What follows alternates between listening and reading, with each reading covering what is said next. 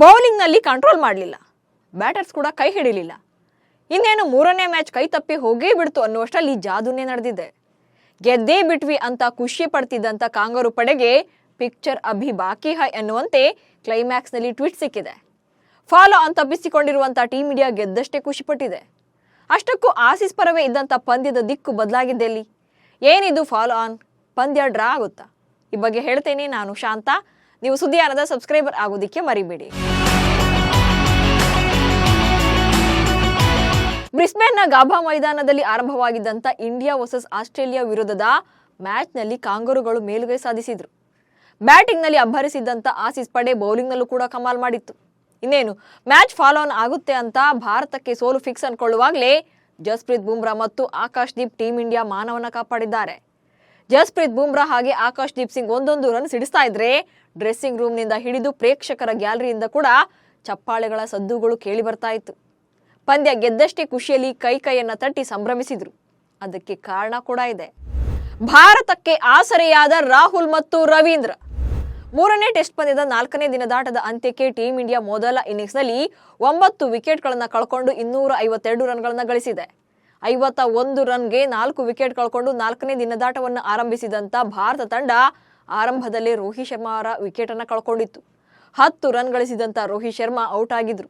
But opener ಆಗಿ ಕಣಕ್ಕಿಳಿದು ಏಕಾಂಗಿಯಾಗಿ ಹೋರಾಟ ಮುಂದುವರಿಸಿದಂತ KL ರಾಹುಲ್ ಅದ್ಭುತ ಇನ್ನಿಂಗ್ಸ್ ಅನ್ನು ಆಡಿದ್ರು. 139 ಎಸೆತಗಳಲ್ಲಿ KL ರಾಹುಲ್ 8 ಫೋರ್ಗಳೊಂದಿಗೆ 84 ರನ್ಗಳನ್ನು ಗಳಿಸಿ ವಿಕೆಟ್ ಒಪ್ಪಿಸಿದ್ರು. ಈ ಹಂತದಲ್ಲಿ ಕಣಕ್ಕಿಳಿದಂತ ನಿತೀಶ್ ಕುಮಾರ್ ರೆಡ್ಡಿ 61 ಎಸೆತಗಳನ್ನು ಎದುರಿಸಿ 16 ರನ್ಗಳನ್ನು ಗಳಿಸಿ ಔಟ್ ಆದ್ರು. ಆ ಬಳಿಕ ಬಂದ ಮೊಹಮ್ಮದ್ ಸಿರಾಜ್ 1 ರನ್ ಗಳಿಸಿ ಬಂದಷ್ಟೇ ವೇಗದಲ್ಲಿ ಪೆವಿಲಿಯನ್ ಸೇರ್ಕೊಂಡ್ರು. ಮತ್ತೊಂದು ಕಡೆ ಉತ್ತಮ ಬ್ಯಾಟಿಂಗ್ ನಡೆಸಿದಂತ ರವೀಂದ್ರ ಜಡೇಜಾ ಟೀಂ ಇಂಡಿಯಾ ಮೊತ್ತವನ್ನ 200ರ ಗಡಿ ದಾಟಿಸಿದ್ರು. 123 ಎಸೆತಗಳಲ್ಲಿ 1 ಸಿಕ್ಸ್ ಹಾಗೆ 7 ಫೋರ್ಗಳೊಂದಿಗೆ 77 ರನ್ಗಳನ್ನು ಚೆಚ್ಚಿ 9ನೇ ವಿಕೆಟ್ ಅನ್ನು ಒಪ್ಪಿಸಿದ್ರು. ಟೀಂ ಇಂಡಿಯಾಗೆ ಫಾಲೋ ಆನ್ ತಪ್ಪಿಸಿದ ಬುಮ್ರಾ ಮತ್ತು ಆಕಾಶ್. ಭಾರತದ ಪಾಲಿಗೆ ಯಾವಾಗಲೂ ಕೂಡ ಆಪದ್ಬಾಂಧವನಾಗಿ ಕಾಯುವಂತ ಜಸ್ಪ್ರೀತ್ ಬುಮ್ರಾ 4ನೇ ಪಂದ್ಯದಲ್ಲಿ ಭರ್ಜರಿ ಬೌಲಿಂಗ್ ಮಾಡಿದ್ರು. ಕಾಂಗರು ಪಡೆಯ 6 ವಿಕೆಟ್ಗಳನ್ನು ಕಿತ್ತು ದಾಖಲೆ ಬರೆದಿದ್ರು. ಅಲ್ಲದೆ ಬ್ಯಾಟಿಂಗ್ನಲ್ಲೂ ಕೂಡ ಇವತ್ತು ಮಿಂಚಿದ್ದಾರೆ. ಬುಮ್ರಾಗೆ ಜೋಡಿಯಾದಂತ ಆಕಾಶ್ ದೀಪ್ ಕೂಡ ಹೀರೋ ಆಗಿ ಮೆರೆದಿದ್ದಾರೆ. 10ನೇ ವಿಕೆಟ್ಗೆ ಜೊತೆಗೂಡಿದಂತ ಜಸ್ಪ್ರೀತ್ ಬುಮ್ರಾ ಹಾಗೆ ಆಕಾಶ್ ದೀಪ್ 39 ರನ್ಗಳ ಜೊತೆಯಾಟ ಆಡೋ ಮೂಲಕ ಟೀಂ ಇಂಡಿಯಾವನ್ನ ಫಾಲೋ ಆನ್ ನಿಂದ ಪಾರು ಮಾಡಿದ್ದಾರೆ. ಅಂದ್ರೆ ಈ ಪಂದ್ಯದ ಮೊದಲ ಇನ್ನಿಂಗ್ಸ್ನಲ್ಲಿ ಆಸ್ಟ್ರೇಲಿಯಾ ತಂಡ 445 ರನ್ಗಳನ್ನ ಕಲೆ ಹಾಕಿತ್ತು. ಹೀಗಾಗಿ ಟೀಂ ಇಂಡಿಯಾ ಫಾಲೋ ಆನ್ ತಪ್ಪಿಸಿಕೊಳ್ಳೋಕೆ 246 ರನ್ಗಳನ್ನ ಗಳಿಸೋದು ಅನಿವಾರ್ಯವಾಗಿತ್ತು. 213 ರನ್ಗಳಿಗೆ 9ನೇ ವಿಕೆಟ್ ಕಳ್ಕೊಂಡಂತ ಟೀಂ ಇಂಡಿಯಾಗೆ ಫಾಲೋ ಆನ್ ಭೀತಿ ಎದುರಾಗಿತ್ತು. ಬಟ್ ಅತ್ಯುತ್ತಮ ಪ್ರದರ್ಶನ ನೀಡಿದಂತ ಆಕಾಶ್ ದೀಪ್ ಮತ್ತು ಜಸ್ಪ್ರೀತ್ ಬುಮ್ರಾ ತಂಡದ ಮೊತ್ತವನ್ನ 252ಕ್ಕೆ ತಲುಪಿಸುವ ಮೂಲಕ ಆಸ್ಟ್ರೇಲಿಯಾದ ಫಾಲೋ ಆನ್ ಅವಕಾಶವನ್ನ ತಪ್ಪಿಸಿದ್ದಾರೆ. ಬುಮ್ರಾ 10 ರನ್ ಸಿಡಿಸಿದ್ರೆ ಆಕಾಶ್ ದೀಪ್ 27 ರನ್ ಗಳಿಸುವ ಮೂಲಕ ಭಾರತದ ಪಾಲಿಗೆ ಸಂಜೀವಿನಿಯಾಗಿದ್ದಾರೆ. ಫಾಲೋ ಆನ್ ತಪ್ಪುತ್ತಿದ್ದಂತೆ team India celebration. Team India ಪರ ಕೊನೆಯ ವಿಕೆಟ್ಗೆ ಜೊತೆಯಾದಂತ ಜಸ್ಪ್ರೀತ್ ಬುಮ್ರಾ ಹಾಗೂ ಆಕಾಶ್ ದೀಪ್ ಮೇಲೆ ಎಲ್ಲರ ಚಿತ್ತ ನೆಟ್ಟಿತ್ತು.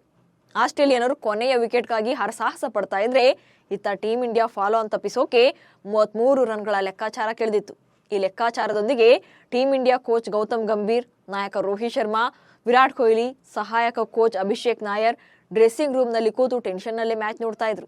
ಬಟ್ ಪ್ಯಾಟ್ ಕಮಿನ್ಸ್ ಎಸೆದಂತ 75ನೇ ಓವರ್ನ 7ನೇ ಎಸೆತದಲ್ಲಿ ಆಕಾಶ್ ದೀಪ್ 4 ಬಾರಿಸ್ತಾ ಇದ್ದಂತೆ ಟೀಂ ಇಂಡಿಯಾದ ಸ್ಕೋರ್ 246ಕ್ಕೆ ತಲುಪಿತ್ತು. ಈ ಸ್ಕೋರ್ ಮೂಲಕ ಭಾರತ ತಂಡ ಫಾಲೋ ಆನ್ ತಪ್ಪಿಸಿಕೊಳ್ತಾ ಇದ್ದಂತೆ ಡ್ರೆಸ್ಸಿಂಗ್ ರೂಮ್ನಲ್ಲಿ ಟೀಂ ಇಂಡಿಯಾ ಆಟಗಾರರು ಸಂಭ್ರಮಿಸಿದ್ರು. ವಿರಾಟ್ ಕೊಹ್ಲಿ ಎದ್ದು ನಿಂತು ಗೌತಮ್ ಗಂಭೀರ್ ಮತ್ತು ರೋಹಿತ್ ಶರ್ಮಾ ಹಾಗೆ ಅಭಿಷೇಕ್ಗೆ ಹೈಫೈ ಮಾಡುವ ಮೂಲಕ ಖುಷಿ ಪಟ್ರು. ಏನಿದು ಫಾಲೋ ಆನ್ ನಿಯಮ? ಮಂಗಳವಾರದ ಪಂದ್ಯ ಮುಗಿದ ಬಳಿಕ ಫಾಲೋ ಆನ್ ನಿಯಮ ತುಂಬಾನೇ ಸದ್ದು ಮಾಡ್ತಾ ಇದೆ.